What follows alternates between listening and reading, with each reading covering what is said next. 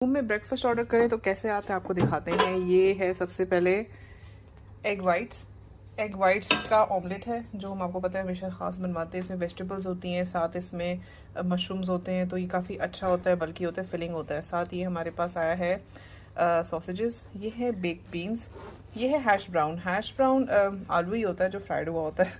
तो ये बच्चों की किस्मत में आता है खाने को, वही शौक से खाते हैं, हम तो सिर्फ शौक से ही लेते हैं। अच्छा, दूसरा ये है ब्राउन ब्रेड। ठीक है, ये ब्राउन ब्रेड होती है, ये बन के आई है, ये हमारा ऑल टाइम फेवरेट जो हम ऑर्डर करते हैं। दिस इज़ जो ब्राउन ब्रेड में बने हुए ये होता है क्लब सैंडविच, ये आयरा की फरमाइश पे आए हैं। और ये है फ्रेश पीच जूस, ये भी बहुत मज़े का इनका था, ये मैंने ट्राई किया था तो मैंने इस दफ़ा दोबारा ही मंगवाया। तो दिस इज़ वेरी टेस्टी। तो ये फ्रेश जूस जहाँ पे जो अवेलेबल हो ना वो ऑर्डर किया करें।